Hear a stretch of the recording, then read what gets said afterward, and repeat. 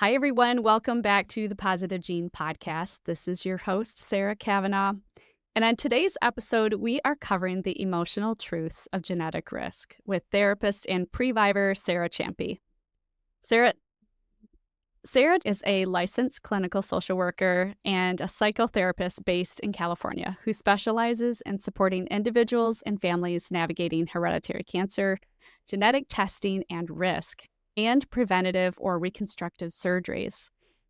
That's a lot that impacts our community for sure. Her work integrates trauma-informed, somatic, and relational approaches to her clients to reconnect with their bodies and make meaning through uncertainty. She is the creator and host of the podcast Walking the Genetic Line, which explores the human experience of living with hereditary cancer risk. Sara's practice bridges the medical and emotional worlds, offering a space for healing, agency, and intergenerational resilience. Sara, thank you for being here and welcome to the show. Thanks for having me, Sara. I have listened to your show for a long time now, and it feels like a really cool moment to join you here. Awesome. Well, thank you for saying so. Well, let's start right out of the gates with sharing your story of learning about your mutation and what about that experience changed your identity and your purpose. So, I mean, before you even answer that, clearly there's some parallels. You and I learning our genetic mutations and not immediately, but reaching a point where we're like, we want to help others through this experience as we help ourselves. So tell me how that changed your sense of identity and purpose. Yeah, I got my genetic testing when I was 30. I had known for a long time that my mother's ovarian cancer was potentially hereditary. It was one of the cancers that we were watching in the oncological community and tracking as something that was passed down. But I had always just gotten my routine kind of scans and, done my annual, even when it could have been biannual or I can't remember if they move it for the general population to every 3 years, but I had always done it every year and just kind of had it floating around in the back of my head, right? I had lost my mom to ovarian cancer when I was 10 years old, which was obviously just a deeply impactful experience. And just to kind of live and grow up in that subtle atmosphere of her mortality potentially also being something that I was going to navigate in my life, but then not wanting to engage with it too deeply, right? You're just kind of like a young person. You're like, well, I'll just set that over there. Anyways, when I was 30, I did get my genetic testing and learned that I was a BRCA1 mutation carrier. And I reference that moment in my life all the time in my work, right? Because just so many pieces came together and became so much more visceral when I found out that this was, in fact, my story too, right? And I was a therapist at the time. I'm thinking back to the greater context of that. Let's see, I was not yet in private practice. I was working as a hospice social worker at Providence, Santa Rosa. And I was unmarried and I was, just kind of like fitting that into the larger story of what I was going to be negotiating and dealing with. And so I think my time at hospice deeply impacted the journey of wanting to serve this community. Like there was a way that serving folks in the end of their lives was so transformative of how I was relating to my own life and to the cancer community and to what it means to walk with our mortality in some way. I think I was there investigating what had happened to my mother and what had happened to me as a child as well, right? So lots of layers of that experience. But then going on in my private practice, I just have felt my heart so connected to folks navigating cancer, navigating hereditary cancer, navigating breast surgery, navigating hysterectomy, like making choices about their health. And I think because I was a genetic mutation carrier and my therapist community knew that locally, they started sending me referrals. And I just loved working with people in that community. And so it wasn't until this last year, though, about a year ago, that I really was like, this is where my heart is. And I've really begun to focus my practice on this community, partially because I was looking around there thinking, there's not very many therapists that are really nuanced and depthly, like, holding exactly what this community is going through. I was doing Google searches, looking for people to consult with or connect with, and there's not many. There's a lot of organizational support and a lot of advocacy. There's amazing kind of national support groups. Health systems have social workers, health systems have support groups, but like in-depth, trauma-informed, like individual therapy for people, right? To really do the deep dive into what all of this is evoking in them and the opportunity for healing through all of this. I was having trouble finding a lot of other people speaking to that. So I think that was why this all kind of was parts of what came together to make this new chapter in my business and in my practice. Yeah, that's great. Yeah. So before we get into examples of how you support your patients through this process, can you give us a little bit of your personal story in terms of navigating that in-between space, right? That's kind of where previvors fall. We fall in this in-between space of, yes, I'm healthy, but I still carry this risk. How are you personally navigating that process? Yeah, absolutely. I think the first thing that I want to share about it is that it is not linear. It is not like, I talk about this a lot in my groups and even on the podcast. Like, this is not a story that starts scary and then becomes comfortable and safe. And then you get to tie it up in a little bow and be, comfortable and happy forever. This is a story that we revisit in cycles. I revisit in cycles, right? Different times of the year, I revisit my grief over my mother. Different milestones in my children's experiences, reminding me of how old I was when I had her or when I didn't, or you know what I'm saying? Like, so this is a landscape that we travel multiple times throughout the years and throughout the calendar year. Um, I revisit fear.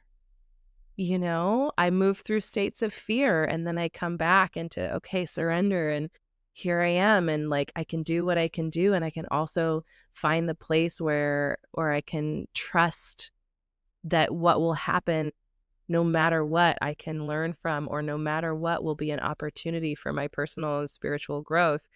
Oh, and I can take that breath and come back to that place. And then I might get scared tomorrow.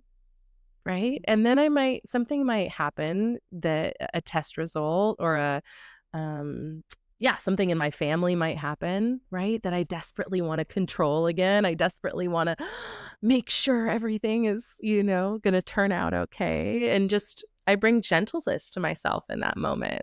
I bring compassion to what it is to be in a human body that will ultimately no longer work at some point, right? And may I greet that moment with as much grace as possible. So I think I'll finish this whole round of thoughts by saying it's still in process.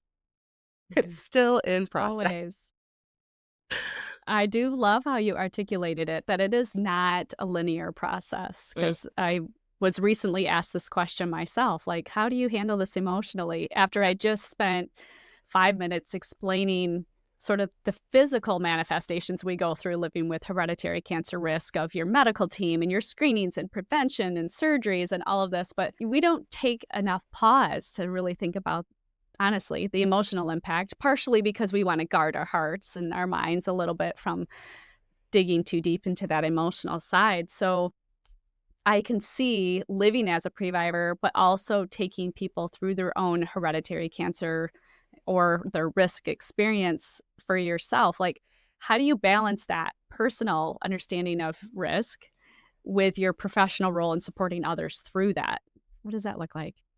Yeah, I think the balance really hinges on just a deep respect, right? Like, that's how the personal and the professional come together, is that as a member of this community who has grappled deeply with fear and with grief and with different ways of attempting to manage my own sense of my mortality or what I want to achieve here or who I can trust or what emotions I can allow myself to experience at any given time.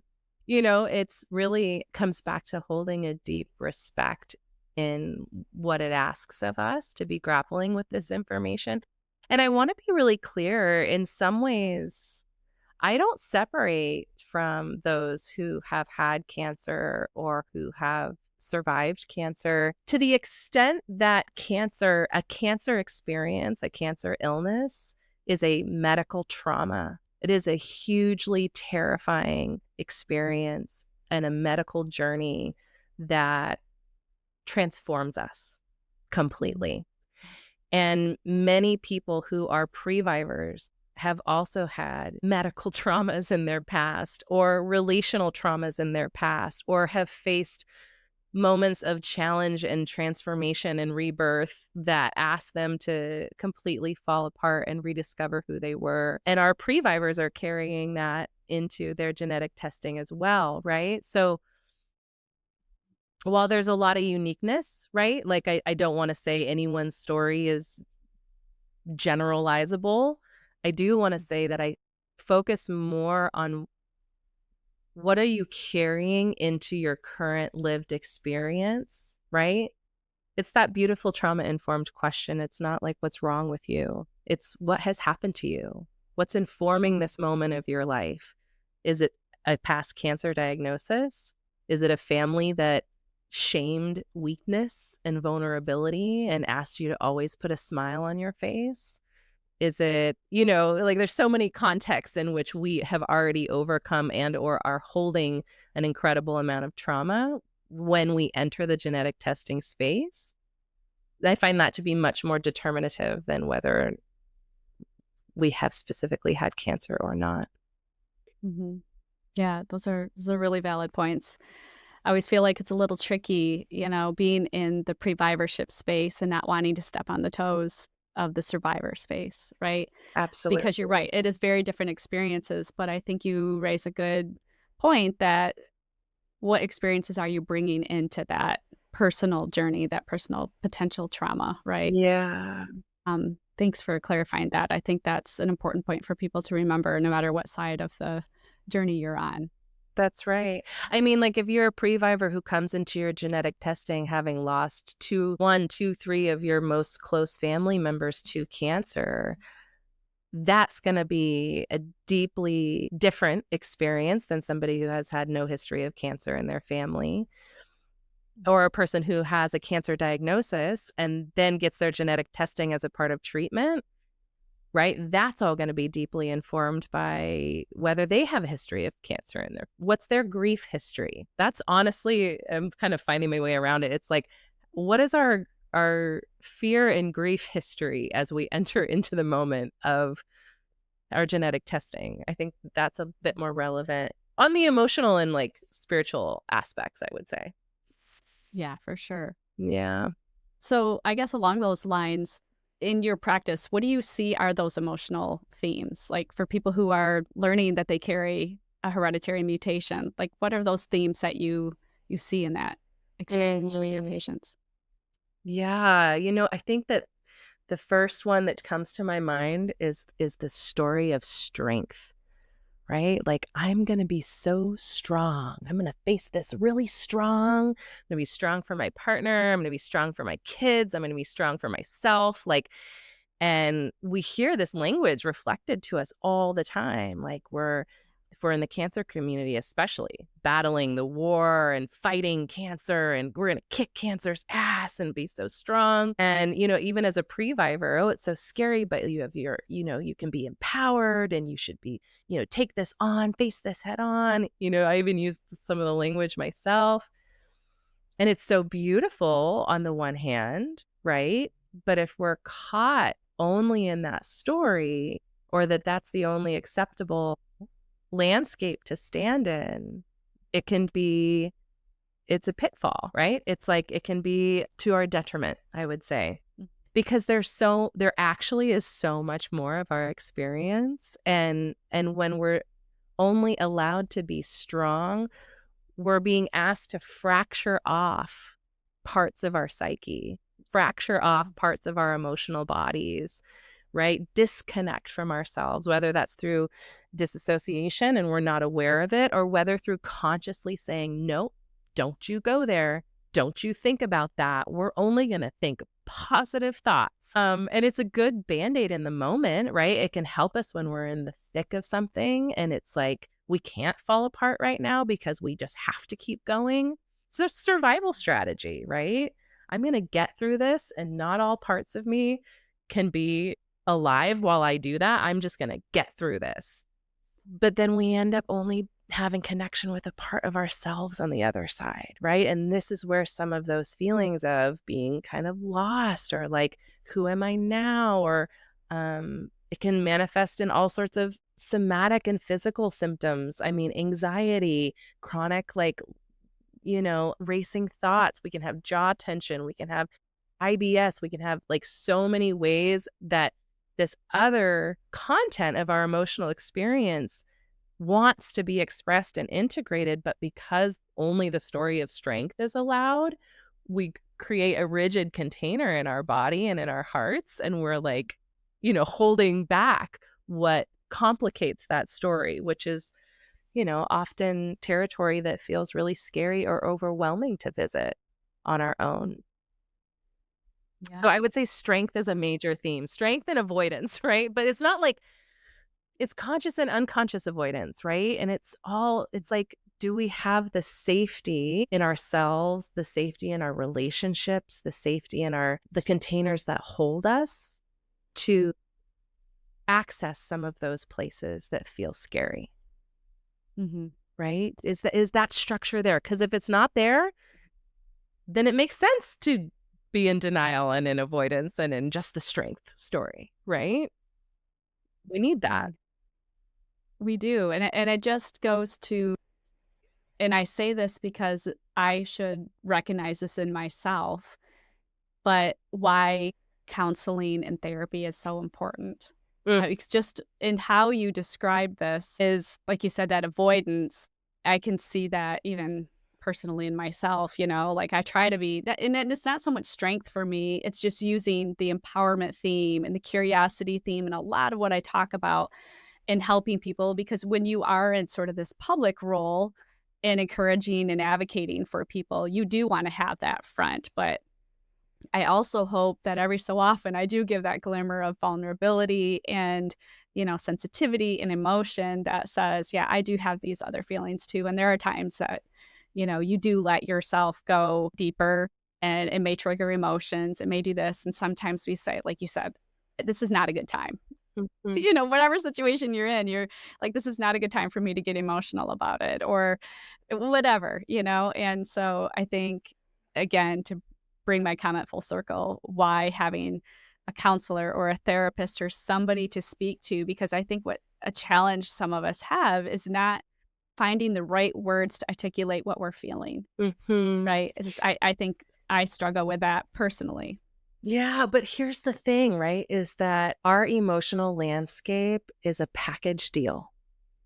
It's a package deal. What happens when we're living within a diminished window of tolerance, which is what trauma does to us, right? And these medical experiences and having body parts removed and, having to make these insanely difficult grappling decisions about our families and our children or managing what has been that we wish we knew before, but if we would have known. And, like all of this is like so overwhelming that we can end up living in a diminished window of tolerance, which is this reduced space that we allow ourselves, right? We don't go too deep, but what we don't realize is we also are cutting off the joy and the love and the ecstasy and the union and the intimacy, the aliveness of our own bodies and our own hearts by not trusting ourselves to feel what's connected to that, which is the grief and the fear. And if I love you this much, what if I lost you?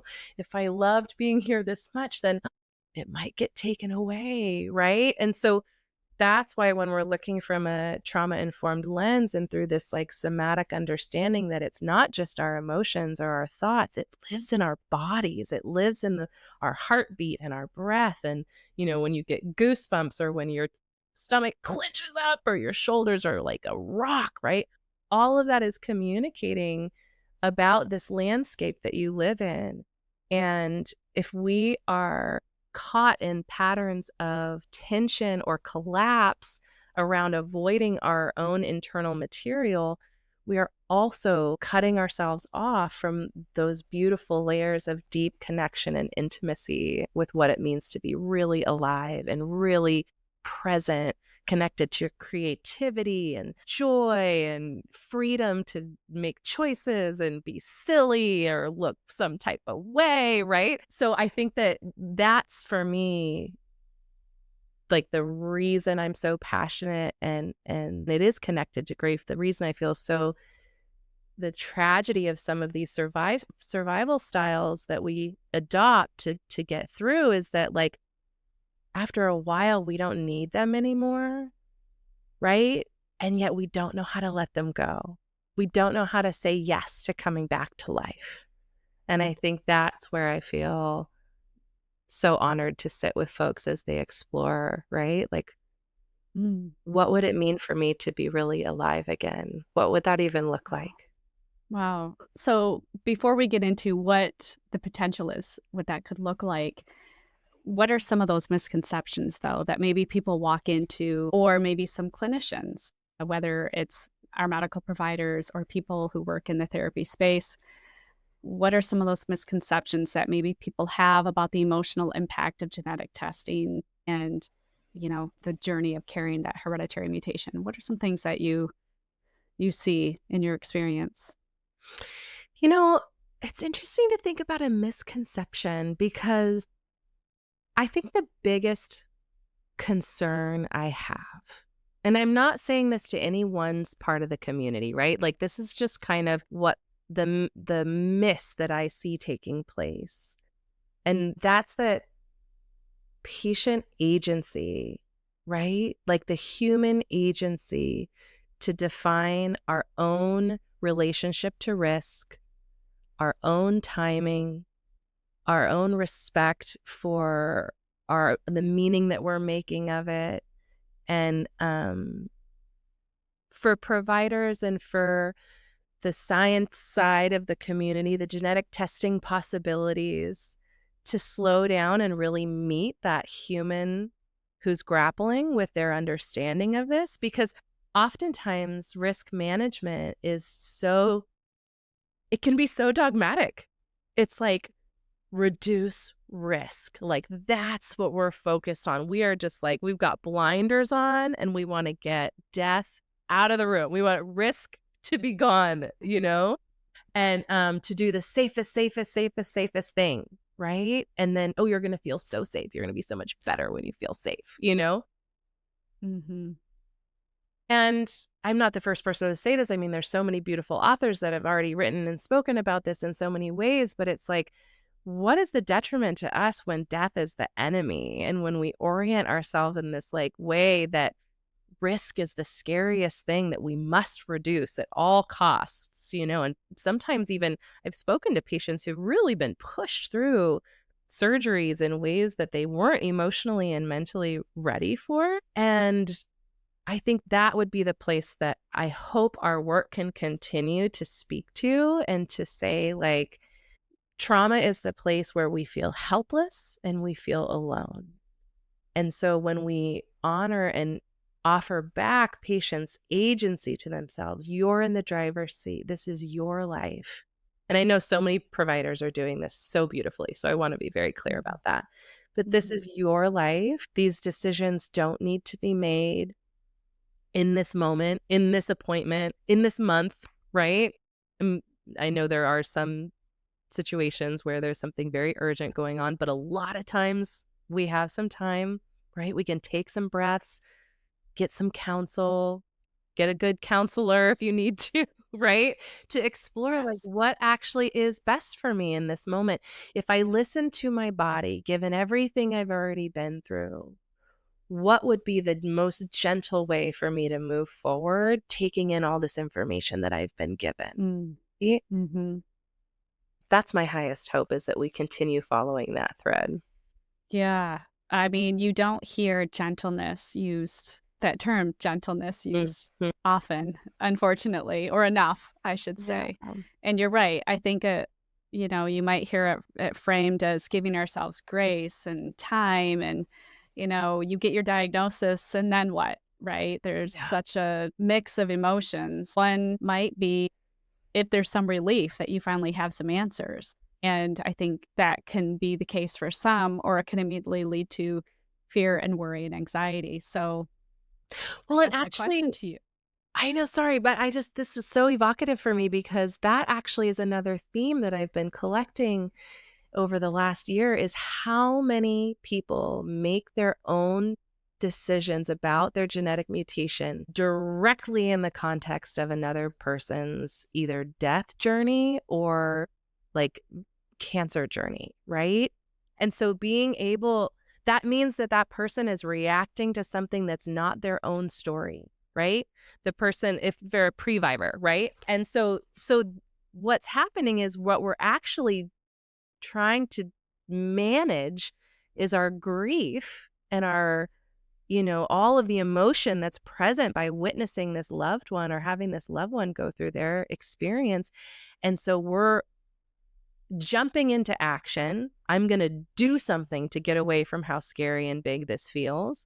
And so you have people that are holding not only the emotional impact of a loved one and their cancer experience or death, but also their own body going through surgery, and their own body and identity changing around being a genetic mutation carrier. So maybe this is another theme. I'm just kind of really tying this together in this conversation. Another place I wish we would maybe like offer a little more attention to that enmeshment, right? And how we might differentiate and allow people to really come back to the mystery of their own experience, right? Yes.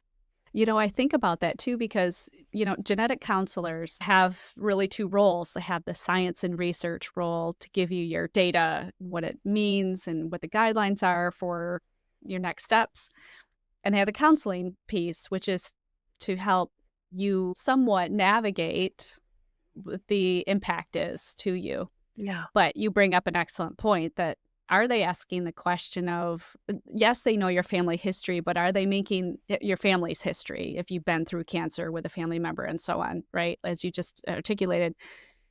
But you're right. How does that inform the reaction to this news, right? What Mhm. is that narrative that is speaking to how they will react to this news? I didn't have personally a parent or a sibling. I mean, my mom had thyroid cancer, but it was caught early. She had to do, radio, what do they call it? IRA, that radioactive therapy. She had to do basically one round of radiation. And it was not the cancer experience that I think a lot of people expect, right? Lots of rounds of chemo and then radiation and people losing their hair and feeling sick and kind of going off the grid for 6 months or a year or whatever it is to go through their healing journey. And so you're right, you could have a whole breadth of reactions to that. Should it be part of their conversation with their patients? Should they have this in mind as they're sort of helping people navigate this news? I mean, it's not a 15-minute, as we talked about recently. This isn't a 15-minute conversation that you have with your primary doc. This is somebody who has just given you life-changing news. So Yeah. clearly their role is to help kind of ground you in that experience and then help you navigate what that looks like. So am I expecting too much? I think this last question is really interesting. Am I expecting too much? Because I want to start with my deep respect for genetic counselors, and they do go through an incredible amount of study, right? They have master's degrees. Like, this is no joke. I think people sometimes don't realize what it takes to be a genetic counselor, but Exactly. can we ask them to be like a individual, kind of like an individual therapist for each patient that is helping them navigate their own personal trauma history and grief journey and how connected to their own agency are they, or are they just gonna, you know what I'm saying? Like, I think I don't want to ask them to do too much. I also won't stop there I will say, hope and wish, I would be very curious how much of a trauma-informed lens they bring to their work, right? Because the responses that you get in the room when you provide this information are all kind of informed by, again, a risk reduction framework. And so I would be really interested to know, I actually am going to ask, because I have a couple conversations with some genetic counselors in the coming weeks, and I'm going to ask, like, do you guys have conversations in your community about like trauma-informed care and how this information lands within the context of people that have been through, you know, either medical trauma or developmental trauma or like histories of loss or yeah, it would be really interesting to know more about that. Yeah. Well, let me know how that goes. Will do. All right. I'm not sure, like, of that conversation too. I'm gonna have to kind of weave that in and out, I think, a bit, because it really was kind of piqued my, because it's a different conversation I'm having with you as a therapist versus the conversation I had with my genetic counselor, where it was much more fact based and, you know, tactical details versus, Yeah. more emotional details, I guess. Yeah, and again, I wanna be really careful of asking any of these other professional identities to do more than they are already holding so much. Like, Truly. even if doctors and genetic counselors had enough of their own self-awareness and education of their own internal landscape to say, what's happening in my body as I deliver this news? You know, like how scared am I for this patient? Because a lot of times that is deeply informing how the patient is going to receive this information. I've had doctors and stories directly told to me of doctors who have been like, you should do this. You should do this. You should do this. You should do don't do that. You should do this. Right. And I think that I imagine that doctor was feeling very protective, right? Very like guarded and like assured that they like knew how to control the situation. So it's like we already kind of know we're in the landscape of how that doctor manages their relationship to uncertainty. They go to control and knowledge and like outcomes. So I just think like if there was the information of like, oh, I can see something's really changing on your face as I tell you that, like what's happening right now, let's slow down. You know, if a provider was able to ask you that, wow, what a different conversation that would be. 100%. Wow. Well, I guess given that many times we're asked to self-advocate for ourselves, let's talk about some tools or approaches then. What practical tools and approaches do you offer clients to maybe help them reconnect with themselves then after their testing experience, after preventative surgery? What are some ways that they can reconnect with themselves? I think that first and foremost is moving from feeling alone with their experience to finding connection and support, right? I think I spoke to this earlier, but a traumatic experience has two pieces involved in it. The determining factors of whether an experience is encoded in the body and the psyche as traumatic is whether we felt helpless in the moment and whether we felt alone during and afterwards. So with those two pieces present, the experience is registered in our system as traumatic and overwhelming, and we need to create defensive structures in order to protect us from that content. And so I think just the first step of moving into connection so that you don't have to feel alone with your experience is so deeply protective and so deeply supportive. We are a socially evolved species. We need each other's faces to mirror us back to each other. We can get we get out of chat boards. I think that some of these Facebook groups are incredibly supportive, but that moment when you pick up the phone or you join a group where you can see other people's faces and watch their breathing bodies and know that you're all kind of holding something similar or at least something that people care about. I think that's going to be a deeply protective piece of anyone's journey.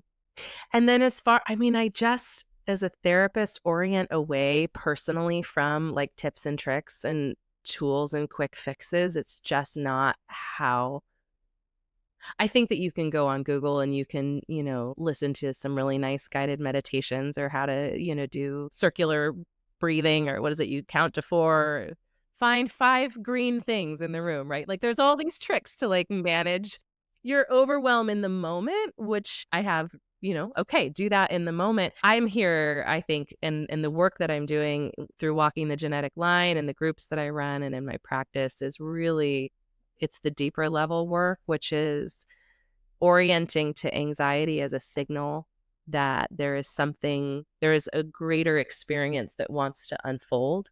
And what is that experience? What's happening for you on a deeper level that your body and your heart, emotional heart, are responding to by creating tension and, containment. Anxiety is a response basically to tension and containment, right? Racing thoughts, clenching jaw, tight across the sternum, arms, sometimes carpal tunnel-y, like, unconsciously tight arms, tight tummy, right? Like it's just all a sign that we're holding something that feels unsafe to get in touch with on our own. And so my work and in my groups and in every setting always begins with what is it that you're wanting for yourself, right? Rooting into my client's agency, right?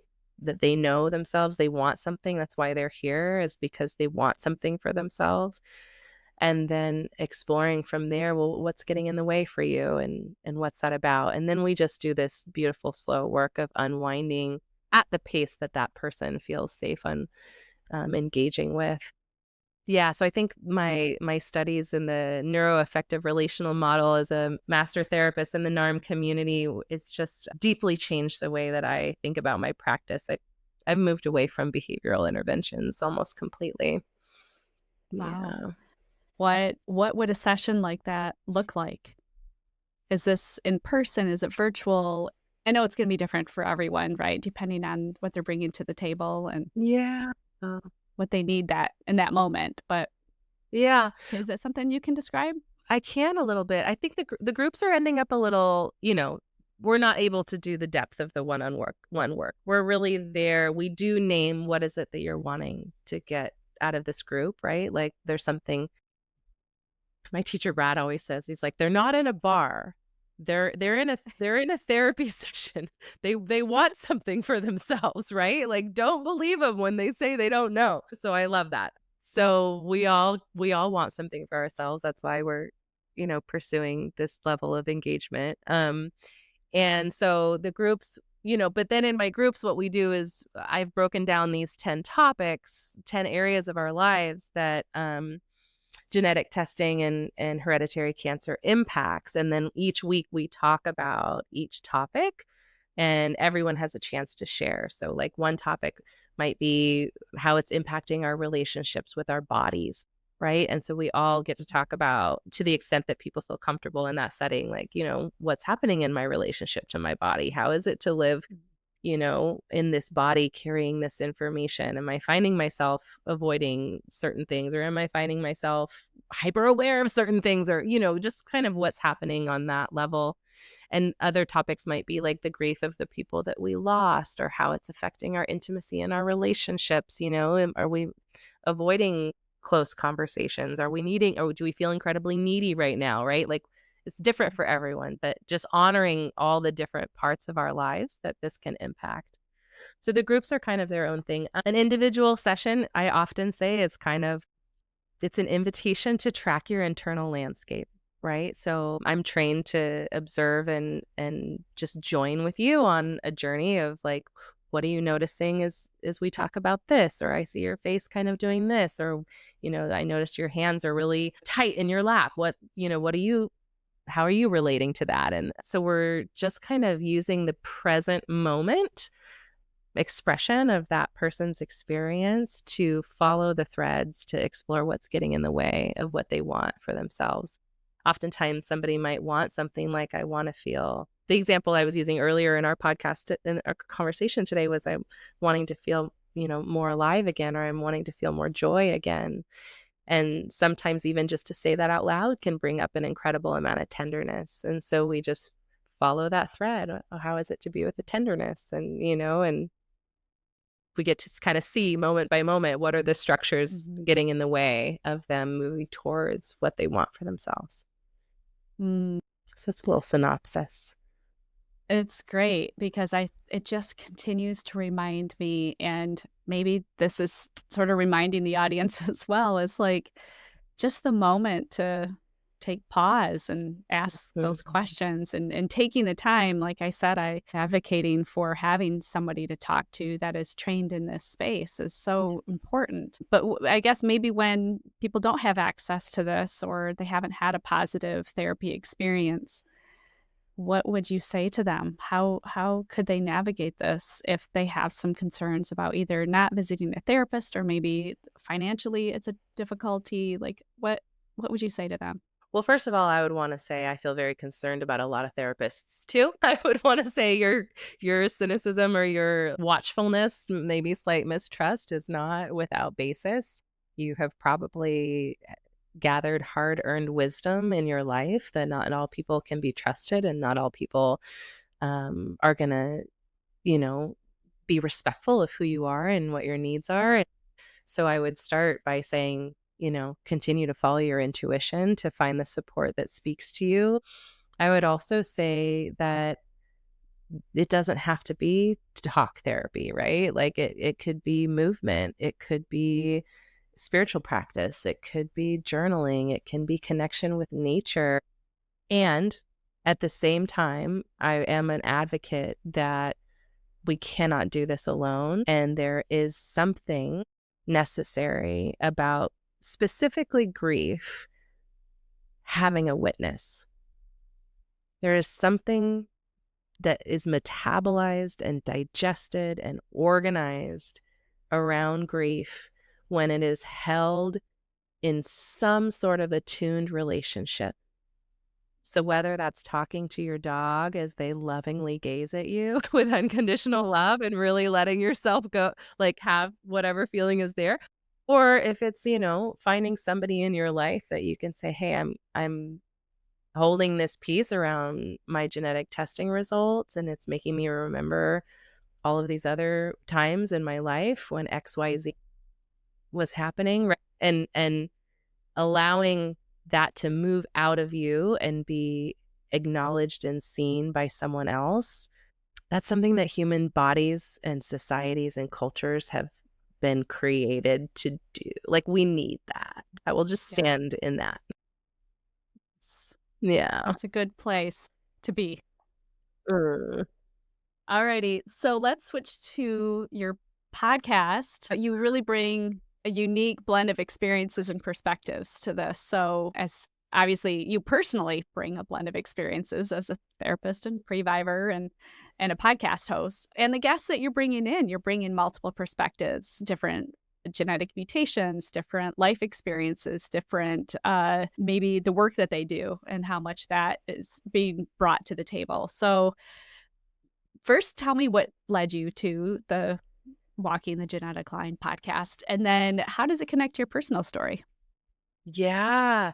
What led me to Walking the Genetic Line podcast was two other podcasts. One was yours, because yours was the only podcast that came up when I searched hereditary cancer, genetic mutations, BRCA. Like, I was like, come on, there has to be, like, I need to be able to podcast about this. And there was not anything else out there. And then the other one was the Birth Hour.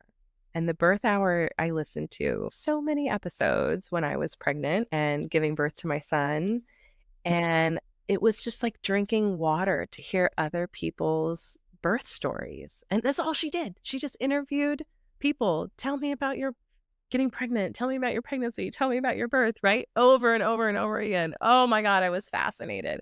And I was like, we need a birth hour for the genetic mutation community, right? Genetic testing is only going to get more popular. Like, I actually spoke to a genetic counselor a few weeks ago who was saying that at one of their conferences, there was a company getting community feedback on what if we did the full genetic panel on all babies that were born. And we just kept that information. I was like, oh my gosh. So genetic testing is really, I mean, we can't stop technology.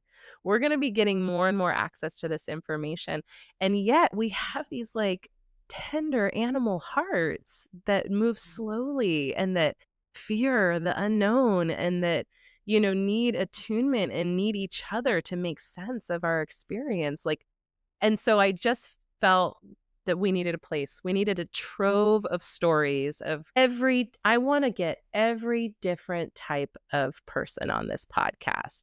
I had this gal on the podcast. The episode is called The Patriarchy Wants My Tits. Oh, she was pissed. Right. She was pissed, right? A very rare experience in this community. But I was like, I need this person on my podcast, right? Like, I want to know every response to that moment. I want to like provide examples that are just every kind of human being grappling to make sense of this and the pressure and the urgency, or honestly, Sarah, it's the way that it evokes our family lineage right into that moment, right? Everyone that came before us is sitting right there with us with our genetic testing results. And as someone who's trained in developmental and intergenerational trauma, I'm just like, that is a fascinating moment, because now you have the medical world just splicing right into our inherited trauma.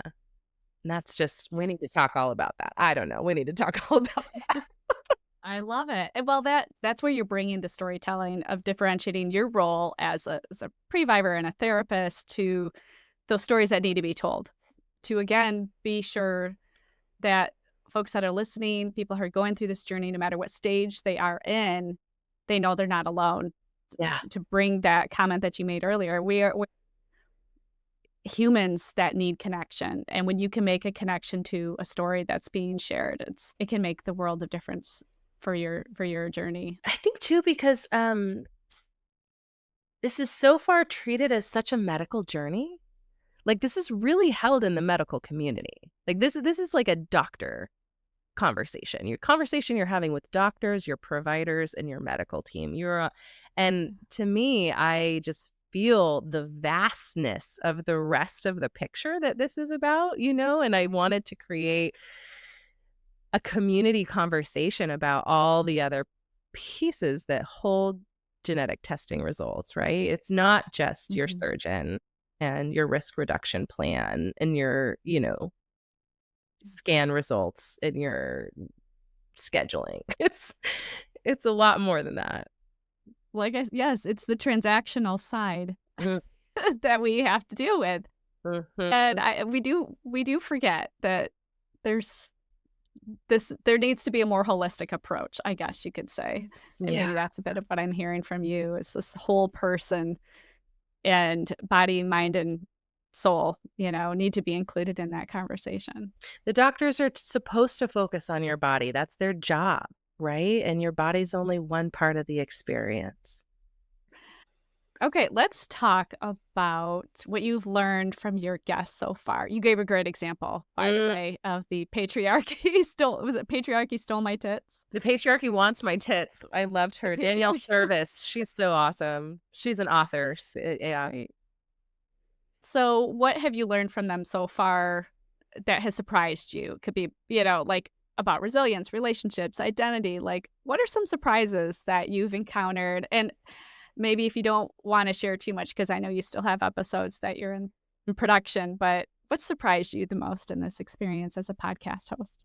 Because I'm very early in my podcasting experience and I absolutely don't know how to do it. And I'm having to stop myself from being a therapist in the room all the time. They're not here for therapy. You're here to have an interview on the podcast, Sarah. Stay in your lane. And so, but what I'm learning is how little I know. Oh my gosh, what I'm learning is about all these new genetic mutations. I'm learning all about Lynch syndrome. I'm learning all about, all these different people who get to the same conversation of navigating their intergenerational hereditary trauma and cancer risk, or, health risks even. And sometimes it's not just cancer, it could be cardiovascular and all these, skin issues, all these different things. And my mind is really being blown by all of the different options and pockets and valleys and mountains of this conversation. And I really feel like I've embarked on something bigger than I expected. It's like I thought I was gonna I had my genetic testing 10 years ago, and I think I know a little bit about what's going on here. And I think what I'm coming away with is, wow, I just really need to be on a learning journey this whole time. And it's been so, so inspiring and energizing in my relationship to my work and to this larger community, to be in the boat on the river, learning about all these different experiences. Yeah. That's awesome. So what are you excited most about the future of your podcast, Walking the Genetic Line? Oh my goodness. For now, it feels really good to just learn how to keep putting out a podcast every week. I'm just not even doing it. Sometimes I miss a week.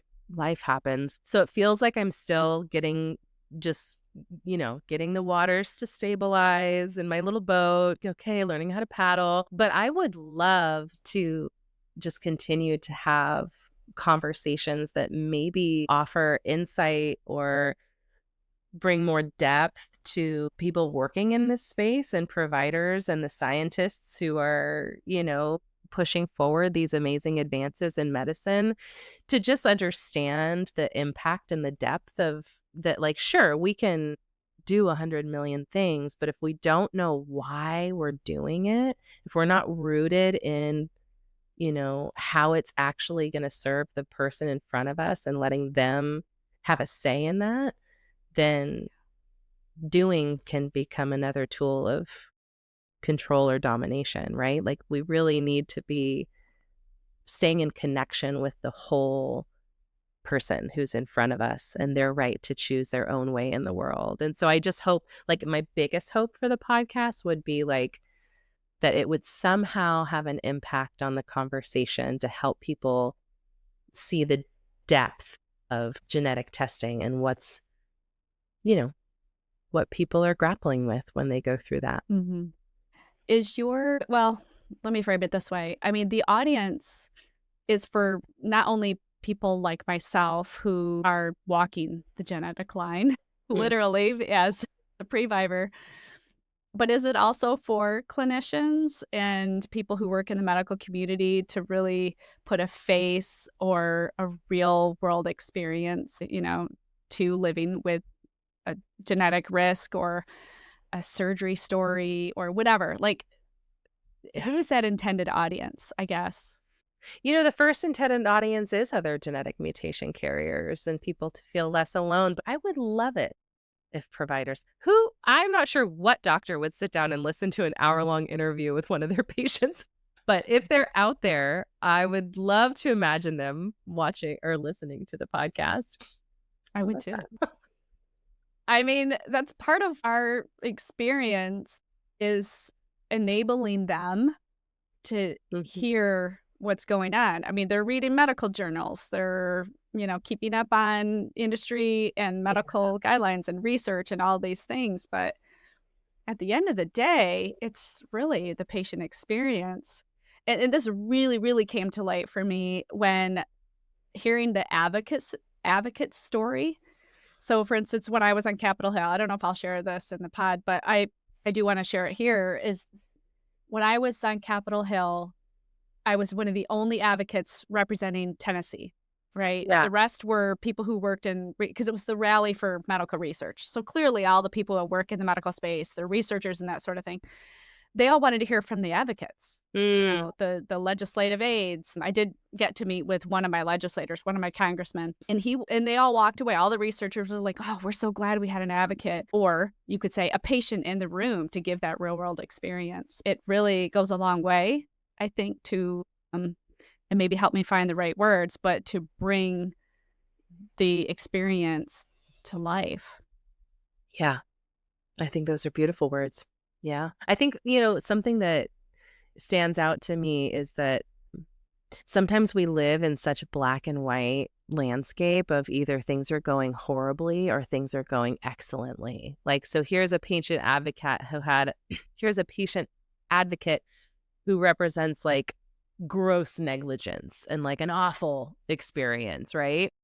Yeah, how do we relate with that? Or here's somebody who had like such a great experience and everything's going to be okay. Like, you're going to make it, right? Like, this is highest standard of care.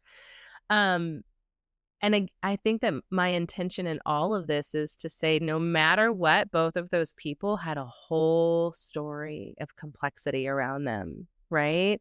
And each of the providers interacting with them had a whole story of complexity around them.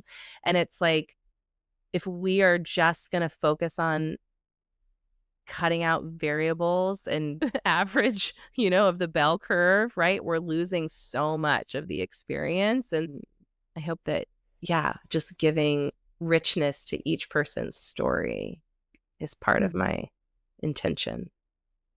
Yeah, that's great. Well, from what I've heard so far, you truly have. So thank you for that. I know it's really hard to simplify all this complexity as you just spoke to, but is there something that listeners can walk away with today that you want them to hear? They've just learned the carrying a mutation. What is a takeaway that they need to hear today?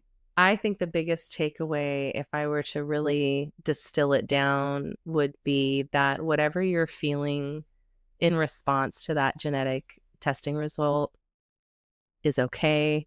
It makes sense, and that you can take your time to find your way forward in a way that you feel deeply connected to yourself and clear about the reasons behind your choices, that it's not selfish to slow down the train and ask for more support, and that, like anything in our lives, having this information and being asked to make these choices about our health is an opportunity to learn more about who we are and what's important to us and the life that we're wanting to create for ourselves. And we can use that. We can step through. I often talk about our genetic testing or our interaction with hereditary cancer as a portal. We can step through that portal into a richer and more intentional and purposeful relationship with our lives, to bring more compassion and understanding to our experience, to see, what we can learn here about ourselves. Yeah, it's great. Okay, where can our listeners connect with you, your practice, your podcast? Give us all the details. Thanks. Yeah. So, the podcast is called Walking the Genetic Line, and Sara's on it. So tune into her episode. And we're on iTunes and Spotify right now. And my website is www.sarachampielcsw.com. And right now the groups in my practice I'm only licensed in the state of California. I do someday vision potentially a separate tax entity that could serve people outside of the state of California, but one step at a time. So would love to hear from folks in the state of California that are interested to have support specifically that at least understands hereditary cancer and risk. And then on Instagram, I'm at Face the Risk Together. And I'm putting up pieces of the podcast on there, and I'm, quasi doing posts as much as I can get myself to do it. It's always, social media is always a negotiation, right? Like, where is this coming from right now? Is this serving me? Do I need to put this phone down, or do I need to pick this phone up for a minute? Yeah, it's a challenge for sure, because you want to be engaged and you want to connect, but at the same time, yes, there can be an unhealthy connection there that you just don't want to go too far down. Yeah, so you'll find me on there, and my activity is spotty on there, but please come follow along and learn about when the podcast episodes are coming out and new groups are starting and stuff like that. That's great. Yeah. Awesome. Well, Sara, thank you so much for your time and your knowledge. I mean, it's always such a joy talking to you and shining a light on some of the emotional trials that, we will face when we hear the news of our genetic mutations. what the experiences might be like having to deal with prevention and surgeries. And so having a space to listen to other people's stories on your podcast and knowing there's a resource out there for us to go to and explore and learn more. I mean, this is invaluable. So thanks for coming along this journey. I really appreciate you and all the work that you're doing. Thank you, Sarah. All right. We'll have all of the links and information that was provided today in the show notes. Appreciate you all being part of our community. Remember that you are not alone on this journey, and we'll see you next time.